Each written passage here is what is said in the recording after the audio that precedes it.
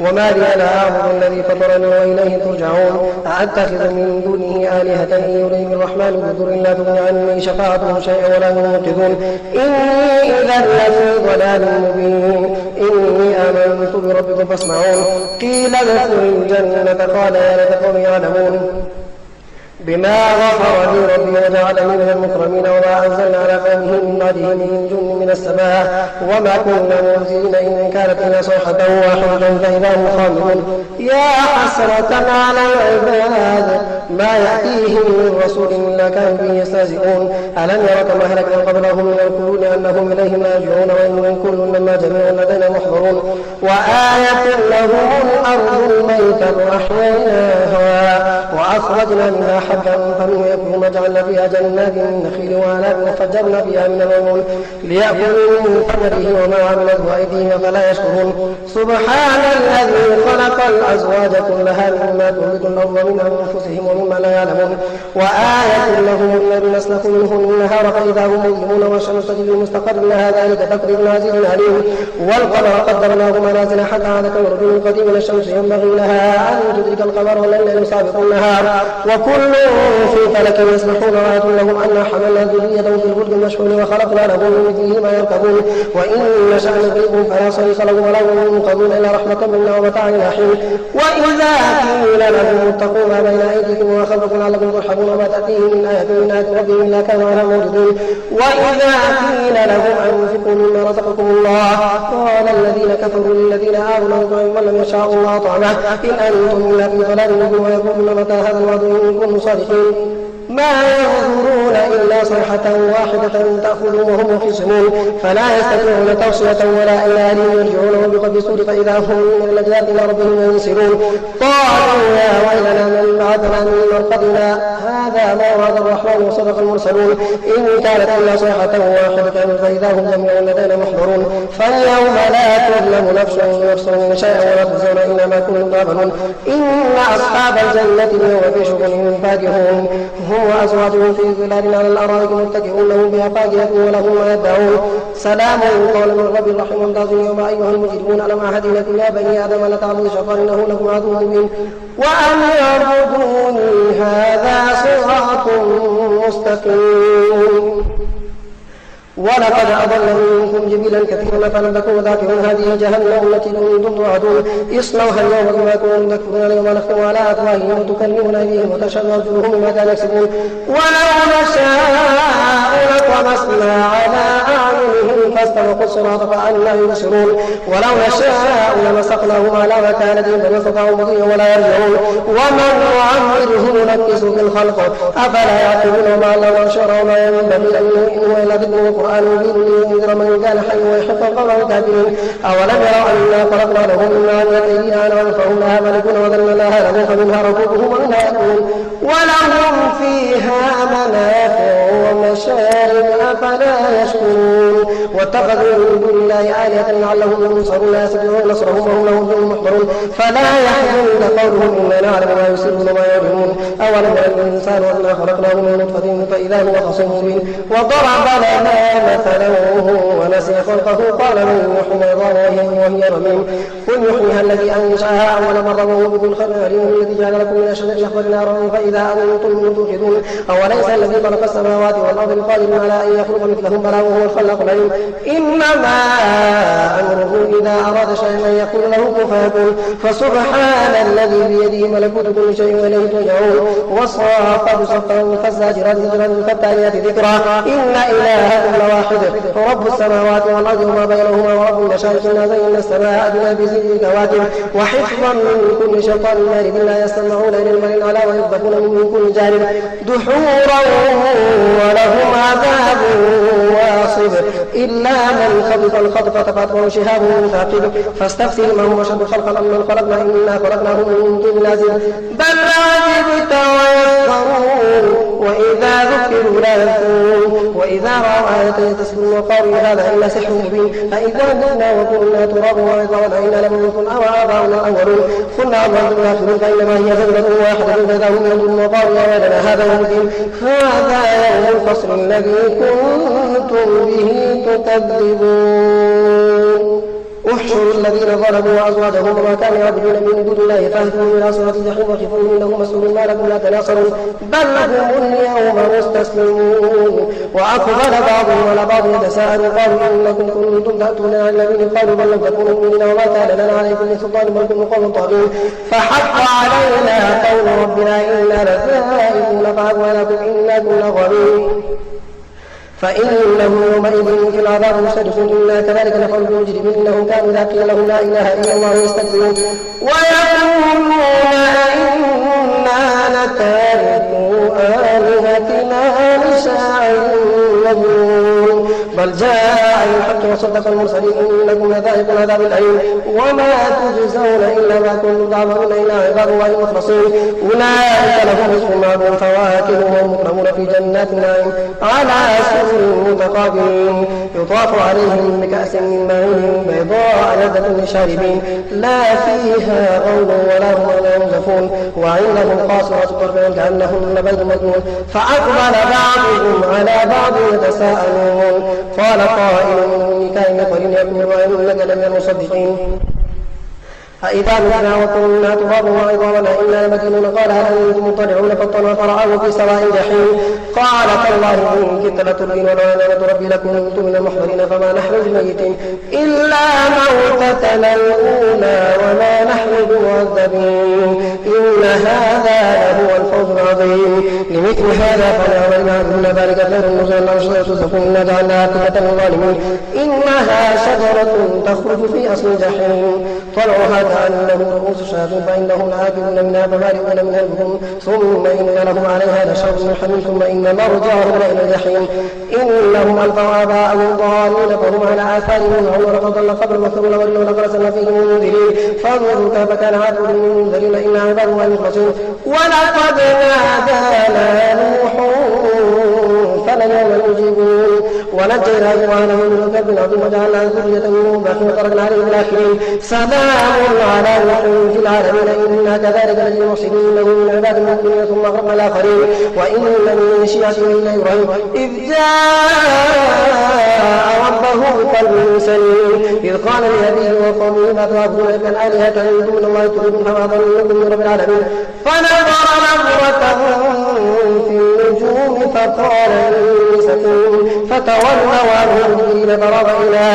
آلهتهم فقال لتأكلون ما لكم لا تنطقون فراغ عليهم ضربا باليمين فأقبلوا إليه يزيدون قال تعبدون ما تنحتون والله خلقكم وما تعملون قالوا ابنوا له بنيانا فألقوه في الجحيم فأرادوا به كذا فجعلناهم أسفلين وقال إني ذاهب إلى ربي سيهدين رب هب لي من الصالحين فبشرناه بغلام حليم فلما بلغ معه قال يا بني إني أرى في المنام أن يذبحك فانظر ماذا ترى قال يا أبت افعل ما تؤمر ستجدني إن شاء الله من الصابرين فلما أسلما وتله للجبين وناديناه يا إبراهيم قد صدقت رؤيا إنا كذلك من المحسنين إن هذا له البلاء المبين فدنوا بذبح عظيم وتركنا عليه في الآخرين سلام على إبراهيم كذلك نجزي المحسنين إنه من عبادنا المؤمنين وبشرناه بإسحاق نبيا من الصالحين وباركنا عليه وعلى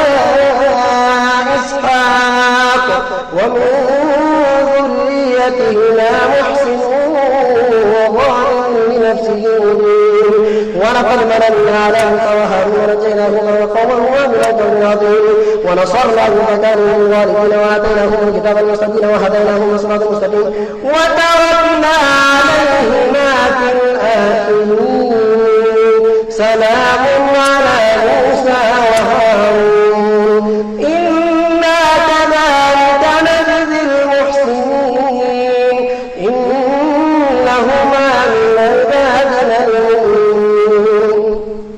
وإن إياس من المرسلين قال لقومه لا تتقون أتدعون بعلا وتذرون أحسن الخالقين الله ربكم ورب آبائكم الأولين فكذبوه فإنهم يحضرون إلا عذاب ويخرجون تركنا عليه الآخرين سلام على إياسين إنا كذلك نجزي المحسنين إنه من عبادنا المؤمنين وإن لوطا من المرسلين إذ نجيناه وأهله أجمعين عجوزهم في الغابر ثم دمرنا الآخرين وإنكم لتمرون عليهم مصبحين وبالليل فلا تعقلون وإن يونس لمن المرسلين إذ أبق إلى الفلك المشحون فساهم فكان من المدحضين فالتقمه الحوت وهو مليم فلولا أنه إنه كان من المسبحين لبث في بطنه إلى يوم يبعثون فنبذناه بالغراء وهو سقيم وأنبتنا عليه شجرة من يقطين وأرسلناه إلى 100 من وزد فآمنهم ومتاع نحن فاستفتهم ألربك البنات ولهم البنون أم خلقنا الملائكة إناثا وهم شاهدون على إنهم مثل يقولون الله وإنهم لكاذبون أصطفى البنات على البنين ما لكم لا تحكمون لكم كتابا أم لكم أصطفى البنات على البنين ما لكم لا تحكمون فلا تذكرون لكم سلطان بالفرد بكتابكم إن كنتم صادقين وجعلوا بينه وبين الجنة نسبا ولقد علمت الجنة إنهم محضرون سبحان الله عما يصفون إلا عباد الله المخلصين فإنكم وطعبتم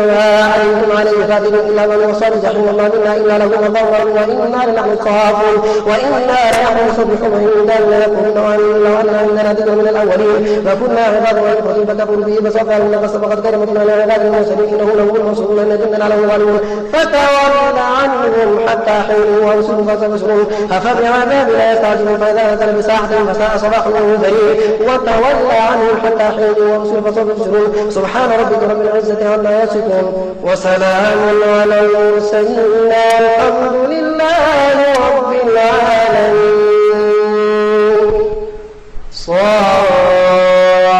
والقرآن بالذكر بل الذين كفروا في عزة وشقاق كم أهلكنا من قبلهم من قرن فنادوا ونادى حين مناصر وعجبوا أن جاءهم منذر منه وقال الكافرون هذا ساحر كذاب أجعل الآلهة إلها واحدا إن هذا لشيء عجاب وانطلق الملك وهو يمشي واصبروا على آلهتكم إن هذا لشيء يراد ما سمعنا بهذا في الملة الآخرة إن هذا إلا اختلاف أنزل عليه ذكر من بيننا بل في شك من ذكر بل لما يذوق عذاب أم عنده خزائن رحمة ربك العزيز الوهاب أنه ملك السماوات والأرض وما بينهما فليتقوا بالأسباب جند الله ذلك مهزوم من الأحزاب كذبت قبلهم قوم نوح وعاد وفرعون وثمود وثمود وقوم لوط أصحاب الأيكة أولئك الأحزاب إن كل إلا كذب رسول بحق عقاب وما ينظر هؤلاء إلا صيحة واحدة ما لها من ثواب وقالوا ربنا عجل لنا قطنا قبل يوم الحساب اصبر على ما يقولون واذكر عبدنا داود ذا الأيد إنه أواب ما سخرنا الجبال معه سبحنا بالعشي والإشراق والطير محشورة كل له أواب وشددنا ملكه وآتيناه الحكمة وفصل الخطاب وهل أتاك نبأ الخصم إذ تسوى بالمحراب إذ دخلوا على ذلك هدى ففزع منهم قالوا لا تخف خصمان بغى بعضنا على بعض فاحكم بيننا بالحق ولا تشطط واهدنا إلى سواء الصراط إن هذا أخي له 99 ناجة ولي ناجة واحدة فقال كن يا وهزل الخطاب قال لقد ظلمك بسؤال ناجتك إلى نعاجه وإن كثيرا من الخلطاء لا يبغي بعضهم على بعض من الذين آمنوا وعملوا الصالحات وقليل منهم وظن داود أننا فتنا فاستغفر ربه وخر وأناب فغفرنا له ذلك وإن له عندنا لزلفى وحسن مآب يا داود إنا جعلناك خليفة في الأرض فاحكم بين الناس بالحق ولا تتبع الهوى فيضلك عن سبيل الله إن الذين يضلون عن سبيل الله لهم عذاب شديد بما نسوا يوم الحساب وما خلقنا السماء والأرض وما بينهما باطلا ذلك ظن الذين كفروا فويل للذين كفروا من النار أم نجعل الذين آمنوا وعملوا الصالحات كالمفسدين في الأرض أم نجعل المتقين كالفجار كتاب أنزلنا إليك مبارك ليدبروا آياته وليتذكر أولو الألباب ووهبنا لداود سليمان نعم العبد إنه أواب إذ عرض عليه بالعشي الصافرات الجيار فقال إني أحمد حب الخير عن الذكر وبحكة ورد الحجاب فردوها عليه فطبق مسحا بسوق ونار ولقد فتنا سليمان والقينا على كرسيه جسدا ثم نبقى ربي فيه وهب لي ملكا لا ينبغي لأحد من بعده إنك أنت الوهاب فسخرنا له الريح تجري بأمره رخاء حيث والشياطين كل بناء وغواص وآخرين مقرنين في الأسفار هذا عطاؤنا فمن أو بسبب حساب وإن له عندنا واذكر عبدنا أيوب إن نادى ربه أني مسني الشيطان بنصب عذاب اركض برجلك هذا انتصر من بارد وشراب ووهبنا له أهله مثلهما رحمة منا وذكرى لأولي الألباب وخذ بيدك جبلا فاضرب به ولا تحنث وتنه صابرين والأرض من نواب واذكر عبادنا إبراهيم وإسحاق ويعقوب أولي الأيدي والأبصار إنا أخلصناهم بخالصة ذكر الدار وإنهم عندنا لمن المصطفين كالرجل إسماعيل ونسوة الكبر وكل من الأخيار هذا ذكر وإن للمتقين حسن مآب جنات عدن فتحت لهم الأبواب متكئين فيها يدعون فيها بفاكهة كثيرة وشراب وعندهم قاصرات الأطراف هذا ما توعدون ليحصل من هذا يحصل ما له من نفاذ هذا وإن للطاغين شر مآب جهنم يصلونها فليس من هذا فليكن فيه حميم وغسق وآخر من شكل أزواج هذا فوج مقتحم معكم لا مرحبا بهم إنهم صلوا قالوا بل أنتم لا مرحبا بكم أنتم قدمتمونا في نفس القرار قالوا ربنا من قدم لنا هذا فزده عذابا ضعفا في النار وقالوا ما لنا لا ورجالا كنا نعبد من الشرار اتخذنا سخريا زاغت عنهم الابصار ان ذلك الحق تخاصم الملك انما انا منذر وما من اله الا الله القهار رب السماوات والارض وما بينهما العزيز وقال كل نبأ عظيم انتم عنه معرضون ما كان لي من علم بالملئ الاعلى يختصمون يوحى الي الا انما انا نذير قال ربك للملائكه اني خالق بشرا يطيم فاذا سويت ونفخت فيه من روحي فقعوا ساجدين فسجد الملائكه كلهم اجمعون الا ابليس استكبر وكان من الكافرين قال يا ابليس ما منعك ان تسجد لما خلقت بيديك استكبرت وكنت من العالمين قال لقد خلقتني من نار وخلقته من طين قال اخرج لنا فانك رجيم وان عليك لعنتي الى يوم الدين قال رب فانظرني الى يوم الدين قال فانك من المنظرين الى يوم الوقت المعلوم قال فبعزتك لأغوينهم أجمعين إلا عبادك منهم الرسول قال فالحق ولقبول لعل أن جهنم منك وممن تبعك أجمعين قل ما أسألكم عليه من أجر وما أنا من المتكلفين إن هو إلا ذكر للعالمين ولتعلمن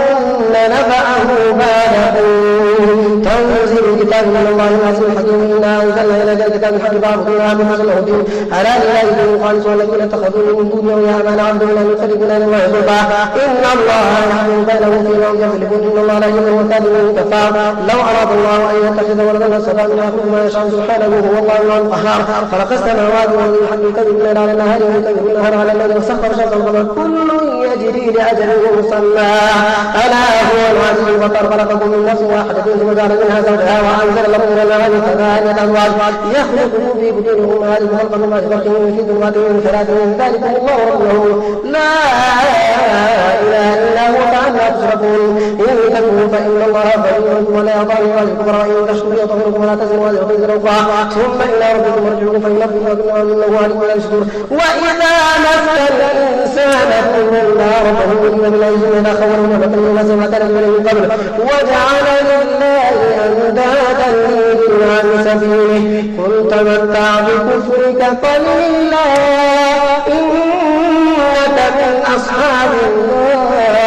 أمن هو قانت آناء الليل ساجدا وقائما يحضر الآخرة ويرجو رحمة ربه قل هل يستوي الذين يعلمون والذين لا يعلمون إنما تذكر أولو الألباب من عباد الذين آمنوا اتقوا ربكم الذين أحسنوا في هذه حسنة وأرض الله واسعة إنما يوفى الصابرون أجرهم بغير حساب قل إني أمرت أن أعبد الله مخلصا له الدين وأمرت لأن أكون أول المسلمين قل إني أخاف الله سبحانه بعذاب أليم قل لا أعبد مخلصا له الدين فاعبدوا واشركوا به قل إن الخاسرين الذين خسروا أنفسهم وأهليهم يوم القيامة ألا ذلك هو الخسران المبين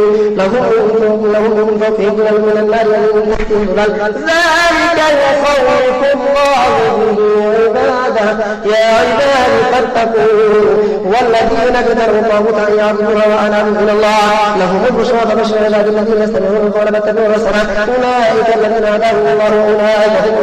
وأولئك هم أولو الألباب أفمن حق عليه كلمة العذاب فأنكم قيما في النار لكن الذين اتقوا ربهم لهم غرف من فوقها غرف مبنية تجري من من تحتها الأنهار وعد الله لا يخلف الله هذا. لم تر أن الله أنزل من السماء ماء فسلكه ينابيع في الأرض ويخرج به زرعا مختلفا ألوانه ثم يهيج فتره مصفرا ثم يكون حطاما إن في ذلك لذكرى لمن يؤمن الألباب. أفمن شرح الله صدره للإسلام فهو على نور من ربه فويل للقاسية قلوبهم من ذكر الله أولئك في ضلال مبين. الله نزل أحسن الحديث كتابا متشابها مثانية تقشعر من جلود الذين يخشون ربهم ثم تلين جلودهم وقلوبهم إلى ذكر الله. ذلك هدى الله يهدي به من يشاء ومن يضلل الله فما له من هاد. أفمن يتقي بوجهه سوء العذاب يوم القيامة وقيل للظالمين ذوقوا ما كنتم كذب الذين من قبلهم فأتاهم عذاب من حيث لا يشعرون فأذاقهم الله خزي في الحياة الدنيا ولعذاب الآخرة لو كانوا يعلمون. ولقد ضربنا للناس في هذا القرآن من كل مثل لعلهم يتذكرون قرآنا عربيا غير وجل لعلهم يتقون. ضرب الله مثلا رجلا فيه شركاء متشاكسون رجلا سلما برجل هل يستويان مثلا الحمد لله بل أكثرهم لا يعلمون إنك ميت وإنهم ميتون ثم إنكم يوم القيامة عند ربكم تختصمون.